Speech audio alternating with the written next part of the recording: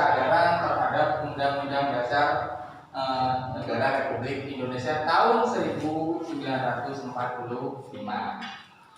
Terus alangkah lebih baiknya sebelum kita memulai pelajaran kali ini, kita berdoa berdasarkan agama dan keyakinan kita masing-masing.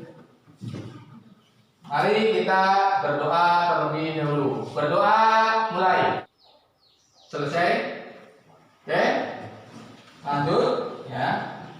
Pada pertemuan kali ini saya sudah bahas tadi, yaitu tentang materinya.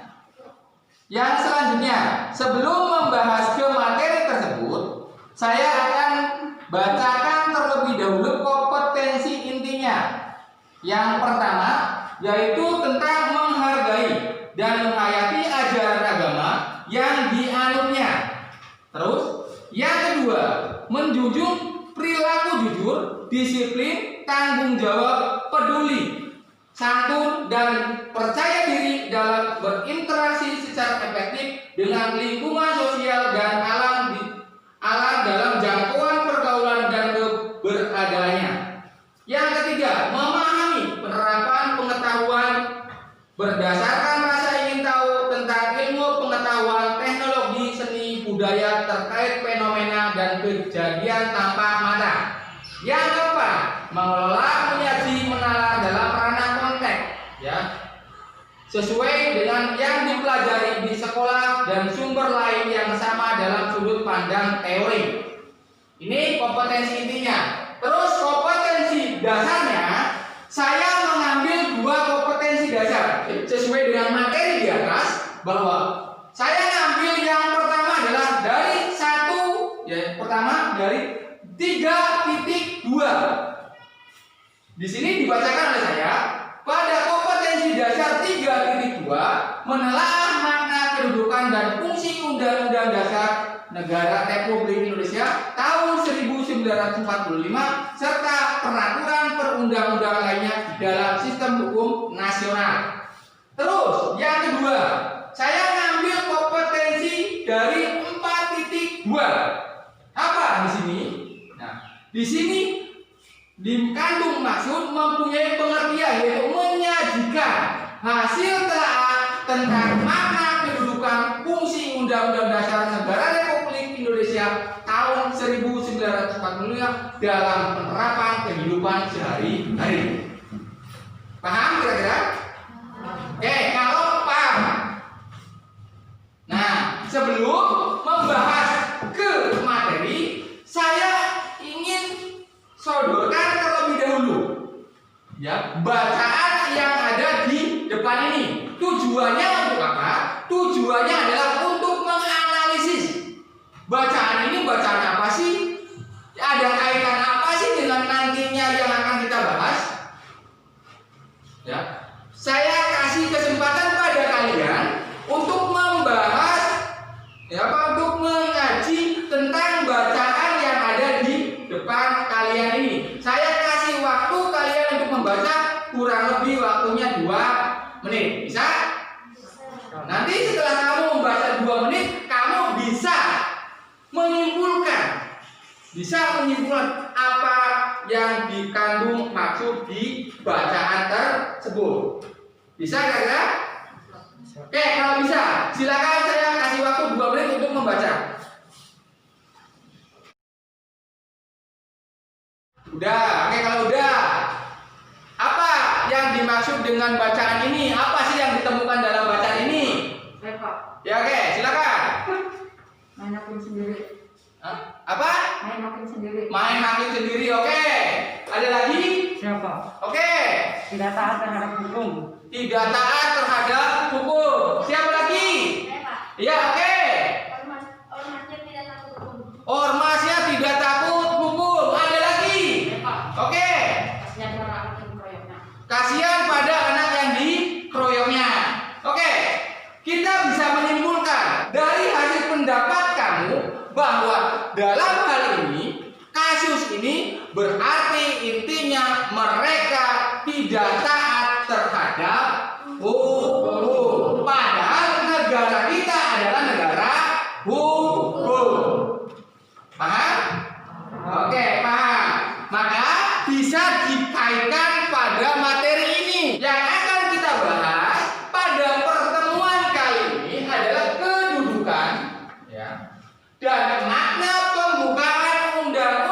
Dasar Negara Republik Indonesia tahun 1945.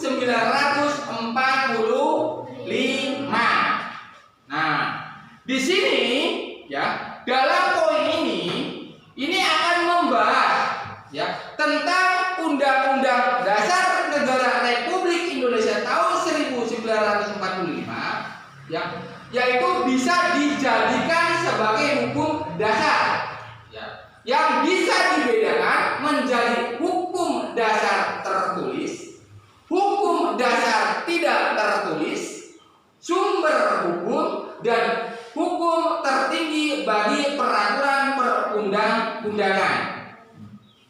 Dari materi ini kira-kira ada yang belum dipahami?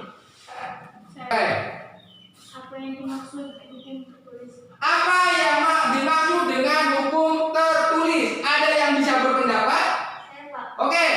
Hukum tertulis adalah hukum yang telah ditulis dan dicontohkan dalam peraturan perundang-undangan negara. Contoh, hukum pidana, hukum perdata. Oke.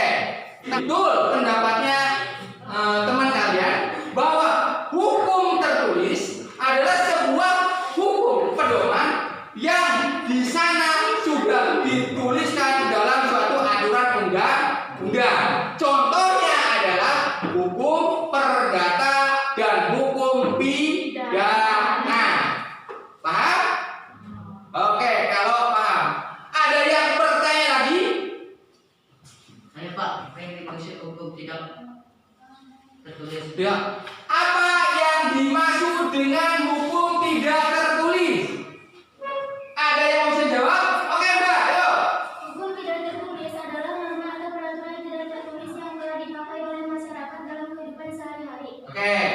Hukum tidak tertulis adalah sebuah kebiasaan yang ditaati aturannya oleh masyarakat. Intinya seperti itu. Ya. Contohnya apa?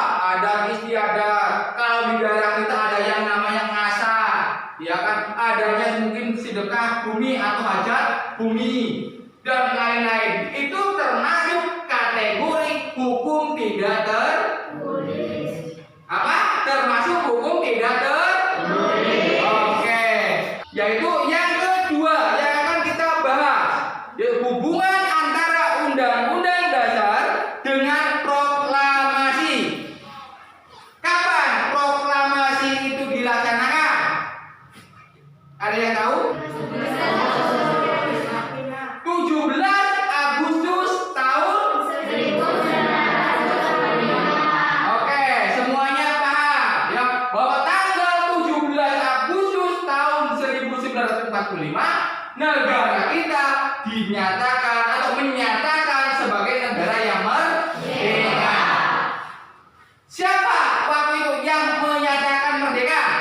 Yang memproklamasikan, yang proklamasi? Insinyur Soekarno. Ya. Siapa presiden pertama kita? Oke, Insinyur Soekarno. Ya. Di sini hubungan antara undang-undang dengan proklamasi ternyata kita bisa lihat ketiga bagian.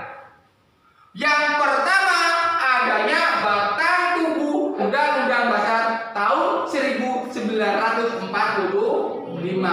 Yang kedua adanya batang tubuh Undang-Undang Dasar Negara Republik Indonesia tahun 1945 terdiri dari yang pertama adalah 16 bab, yang kedua terdiri dari 37 pasal yang sekarang sudah diamandemen. Terus ada lagi peraturan peralihan, ada lagi adanya 2 aturan tambahan, ada lagi 2 ayat aturan tambahan dan 2 aturan tambahan. Yang ketiga adanya penjelasan. Penjelasan dari mana? Tentunya penjelasan dari yang namanya Undang-Undang Dasar Negara Republik Indonesia. Paham? Oke, kalau paham. Pernyataan kemerdekaan bangsa Indonesia. Ya. Perjuangan kita dijajah mulai bangsa ya Belanda yang kita kenal Nah, tetapi sebelumnya juga ada Portugis, Spanyol itu yang pertama kali menjajah bangsa kita. Tahun 1512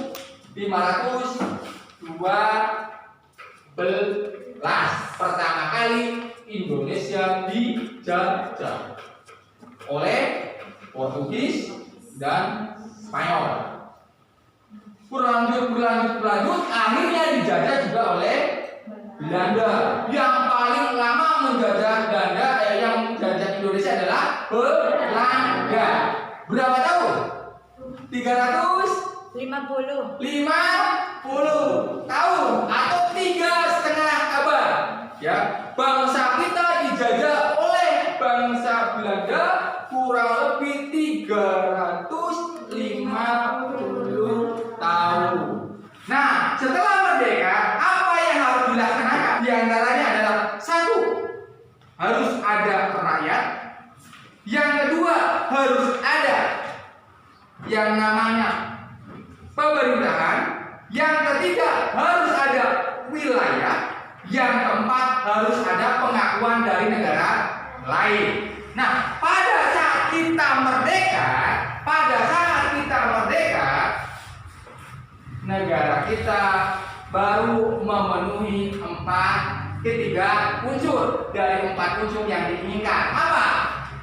Wilayah, rakyat, dan pemerintahan. Pemerintahan pun dibentuk pada tanggal 18 Agustus tahun 1945 setelah kita merdeka. Sehingga waktu itu usaha yang dilakukan oleh bangsa kita mendapatkan pengakuan dari negara lain. Nah, yang selanjutnya, pembukaan memuat pokok kaidah yang fundamental terdiri dari pokok pikiran terdapat pada pasal-pasal. Yang kedua, pengakuan kemerdekaan atau diantaranya hak segala bangsa, ya, cita-cita nasional, pernyataan kemerdekaan, yang selanjutnya tujuan negara, yang selanjutnya adalah kedaulatan rakyat, yang selanjutnya adalah dasar-dasar Pancasila. Ada yang bertanyakan dalam hal ini? Kalau nggak ada, lanjut pada poin ini. Pada makna pembukaan Undang-Undang Dasar Negara Republik Indonesia yang terdiri dari alinea pertama, alinea kedua, alinea ketiga, alinea keempat. Kamu hafal semua kan tentang pembukaan Undang-Undang Dasar Negara Republik Indonesia? Hafal nggak? Hafal.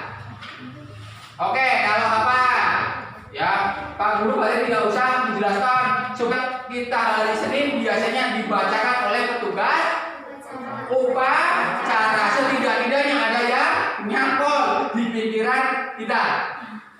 Pembukaan Undang-Undang Dasar Negara Republik Indonesia, ya kan?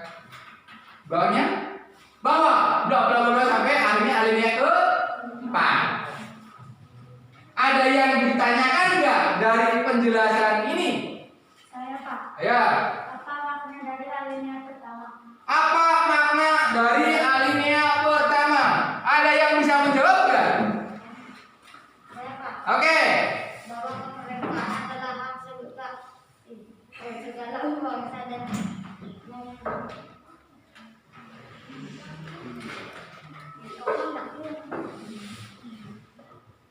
Oke, saya bahwa kata Mas siapa ya? Mas Ismail, bahwa yang namanya makna dari alinea pertama pembukaan UUD 45 adalah diantaranya bahwa yang namanya kemerdekaan adalah hak segala bangsa dan merupakan rahmat dari Tuhan Yang Maha Esa. Paham di sini? Oke, kalau paham. Selanjutnya pada pertemuan kali ini, ya, pada pertemuan kali ini kita akan melakukan diskusi tentang tema-tema yang kaitannya dengan pelanggaran hukum. karena di sini kita hanya terdiri dari 20 anak, maka saya akan bagi ke dalam 4 kelompok. Masing-masing kelompok berarti terdiri dari 5 anak. Dan hari ini karena 1 anak tidak hadir, maka 1 kelompok ada yang 4 anak. Siap? Oke, kalau siap silakan kalian bergabung dengan kelompok masing-masing. Sebagai acuan untuk biar memudahkan tentang hal itu, saya akan bagi yang namanya LKPD-nya terlebih dahulu. Lembar kerja peserta didik. Untuk bagi yang LKPD-nya 1 kelompok 1 bidang, biar nanti kita bisa untuk acuan tentang diskusi kali ini.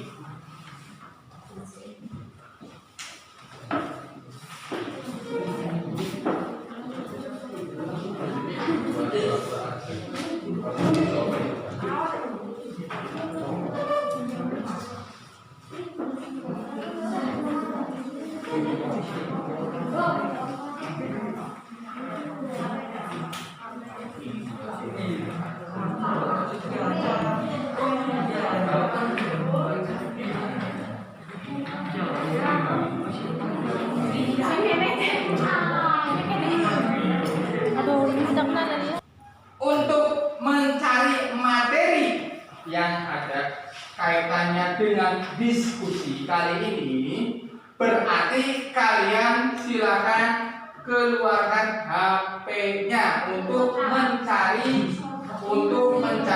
permasalahan pokok-pokok yang kaitannya dengan pelanggaran hukum. Ya, oke, silakan dicari dulu materinya, dari situ nanti dituangkan pada pembahasan diskusi kalian, ditulis. Setelah ditulis nanti silakan kalian paparkan di depan.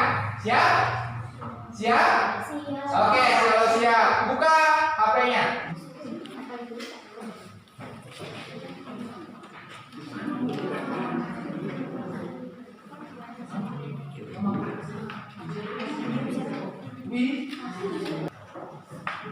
Ya, hasil dari kerja kelompok kalian kaitannya dengan tadi mencari kasus-kasus, saya anggap kalian sudah semuanya mendapatkan hasil kesimpulannya.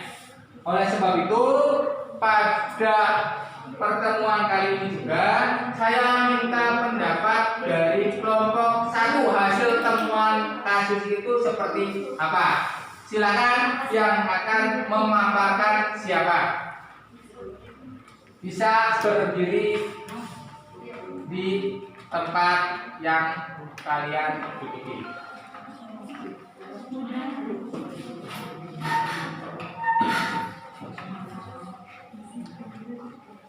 Jakarta sepanjang 2 tahun terakhir, hukum Indonesia bab kisah sinetron televisi. Panggung meja hijau menampilkan kami ketidakadilan skenario dari orang yang tidak tersentuh hukum secara silih berganti. Berikut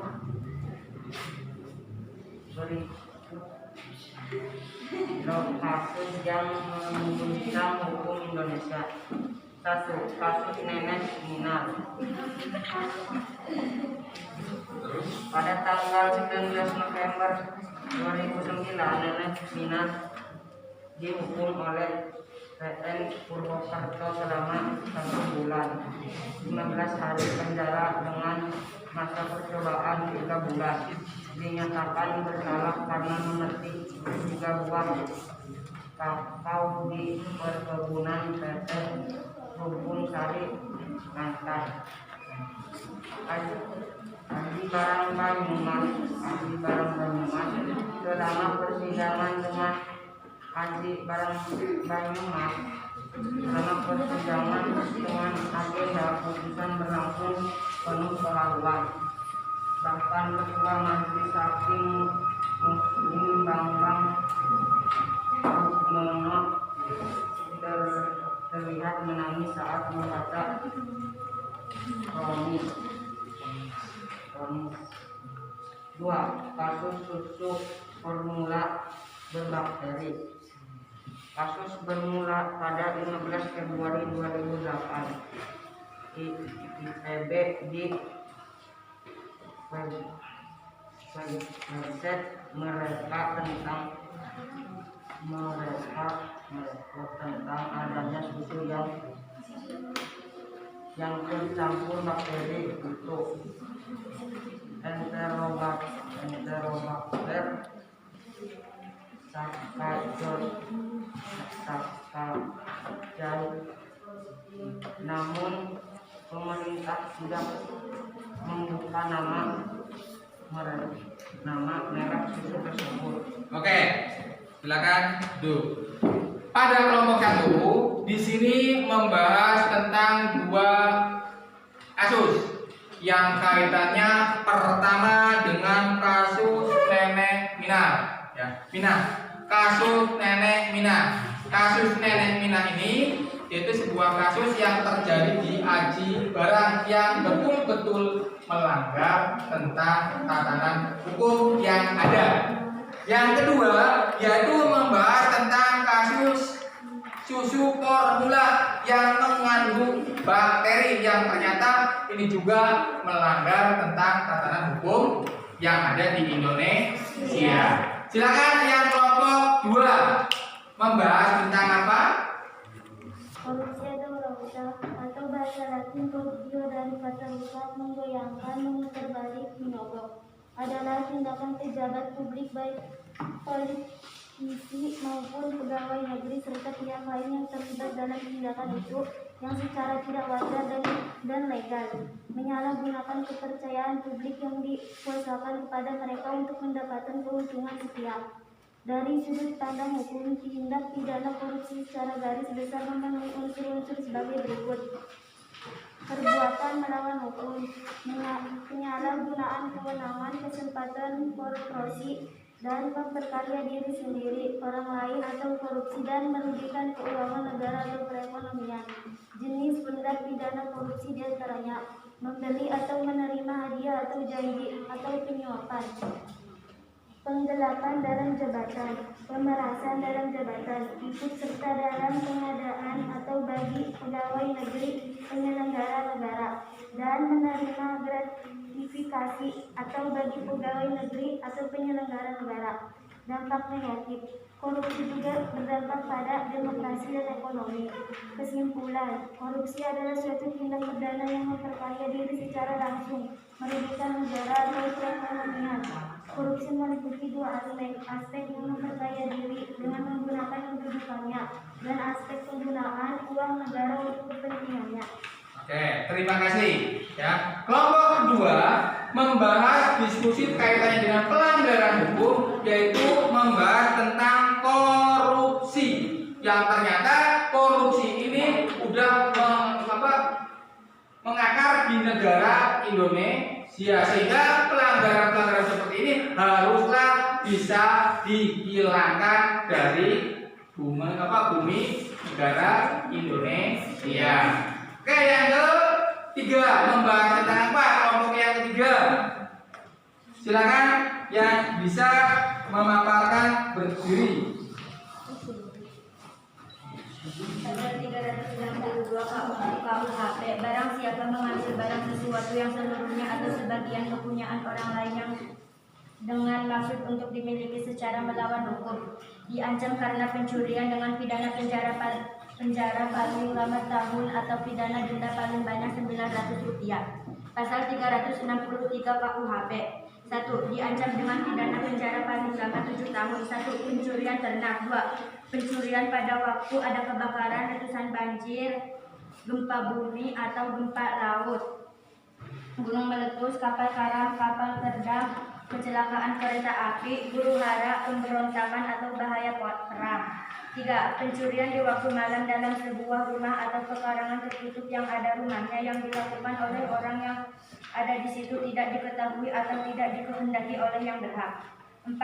Pencurian yang dilakukan 2 orang atau lebih dengan bersekutu. 5. Pencurian yang untuk masuk ke tempat melakukan kejahatan atau untuk sampai pada memotong dan memanjat atau dengan memakai anak kunci palsu, perintah palsu atau pakaian jabatan palsu. Oke, terima kasih. Kelompok 3 membahas tentang pasal-pasal yang kaitannya dengan pasal pidana. Di sana mengatakan bahwa hal pencurian, hal pengambilan barang-barang yang lain termasuk kategori pelanggaran hukum. Nah, oke, yang keempat, yang terakhir, apa yang dibahas? Penganiayaan. Makassar, aparat kepolisian menangkap pria yang mencekik anaknya yang masih berumur 5 bulan. Pelaku dibekuk setelah sempat melarikan diri usai melakukan aksi penganiayaan itu di kota Makassar, Sulawesi Selatan. Pelaku sudah diamankan tadi malam. Dia baru pulang ke rumahnya setelah habis kejadian hari Jumat. Pas dia pulang langsung ditangkap 3 kali tim Polsek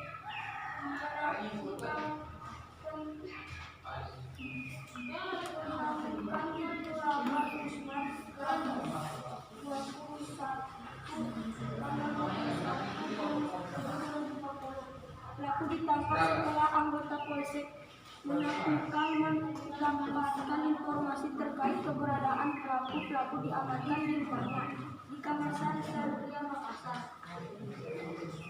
Oke, hasil dari pengamatan kelompok 4 tadi membahas tentang penganiayaan, ya, penganiayaan terhadap masyarakat yang ternyata juga sama. Ini adalah kasus dari sebuah pelanggaran hukum.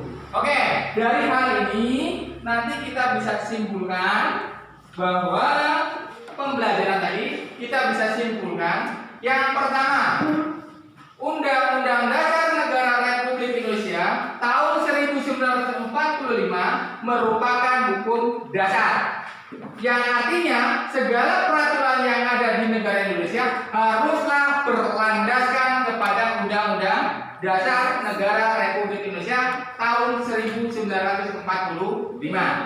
Yang kedua, Undang-Undang Dasar Negara Republik Indonesia tahun 1945 mempunyai hubungan erat dengan proklamasi. Yang ketiga, hasil simpulannya, pembukaan memuat pokok kaidah negara yang fundamental. Yang keempat, Undang-Undang Dasar Negara Republik Indonesia tahun 1945 mempunyai makna pada tiap alineanya. Paham? Oke, kalau paham, sebelum mengakhiri pertemuan kali ini, nanti pada saat kamu pulang, kamu bisa lihat tugas untuk minggu depan. Saya sudah share di Google Classroom dan bisa dikumpulkan juga lewat Google Classroom. Tetapi tugasnya harus selesai sebelum pertemuan pada minggu depan. Paham? Oke, kalau paham, ada yang bertanya lagi? Ya. Kalau tidak, saya akhiri sampai di sini pertemuan kali ini. Wassalamualaikum.